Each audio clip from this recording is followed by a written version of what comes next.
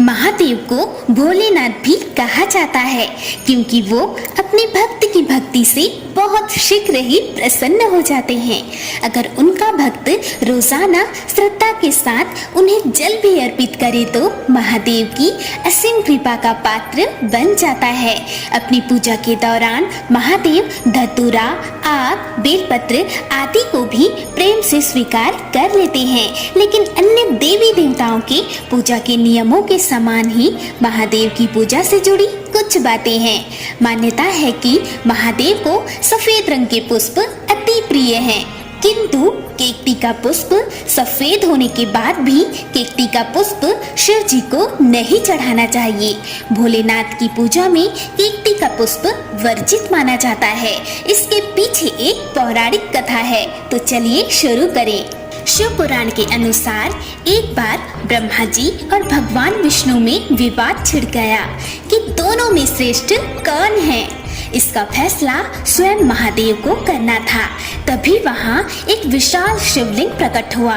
इस पर शिव जी ने कहा कि ब्रह्मा और विष्णु में से जो भी इस ज्योतिर्लिंग का आदि या अंत बता देगा वो ही श्रेष्ठ कहलाएगा। ब्रह्मा जी ने ज्योतिर्लिंग का आरंभ खोजने के लिए नीचे की ओर जाने का निर्णय लिया और विष्णु भगवान ज्योतिर्लिंग का अंत खोजने ऊपर की ओर चल पड़े। नीचे की ओर जाते समय ब्रह्मा जी ने देखा कि एक केकटी का फूल भी उनके साथ नीचे आ रहा है। ब्रह्मा जी ने केकटी के पुष्प को खुद के पक्ष में झूठ बोलने के लिए राजी कर लिया और महादेव के पास पहुंचकर कहा कि उन्होंने पता लगा लिया है कि ज्योतिर्लिंग कहाँ से उत्पन्न हुआ। उन्होंने केकटी के फूल को इस बात का साक्षी बताया। वहीं दूसरी तरफ विष्णु भगवान ने लौटकर महादेव से कहा कि वे इस शिवलिंग का अंत ढूंढ पाने में असमर्थ रहे हैं। ब्रह्मा जी ने केकटी के फूल से अपने पक्ष में झूठ बुलवाया, लेकिन महादेव तो अंतर्यामी हैं और वे सच जानते थे। इसलिए उन्हें इस झूठ पर बहुत क्रोध आया और उन्होंने ब्रह्मा जी का एक सिर काट दिया और केकटी के पुष्प को भी झूठ बोलने के लिए दंडित करते हुए कहा कि आज के बाद इस पुष्प का प्रयोग कभी भी मेरी पूजा में नहीं किया जा सकेगा। मैं इस पुष्प को कभी भी स्वीकार नहीं करूंगा। इसके बाद शिव जी ने कहा, मैं ही आदि हूँ और मैं ही अंत हूँ। मैं ही सृष्टि का सृष्टि कारण, उत्पत्ति करता और स्वामी हूँ। मुझसे आप दोनों की उत्पत्ति हुई है। ये ज्योतिर्लिंग भी मेरा ही स्वरूप है।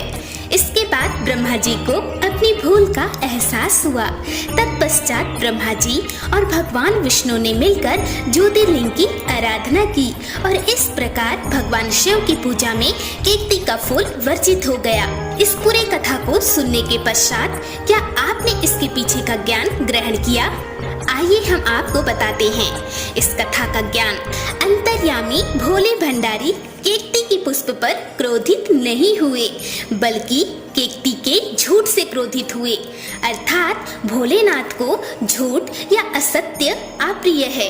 यदि आप सावन माह में भगवान शिव को प्रसन्न करना चाहते हैं तो इस कथा से सीखते हुए असत्य वचन का त्याग करें और मन के साथ साथ अपने वचन को भी साफ रखें और फिर भोलेनाथ की पूजा अर्चना करें। इससे आप पर भोलेनाथ की कृपा अवश्य ही बरसेगी और जल्द ही आपकी सारी मनोकामना की पूर्ति होगी।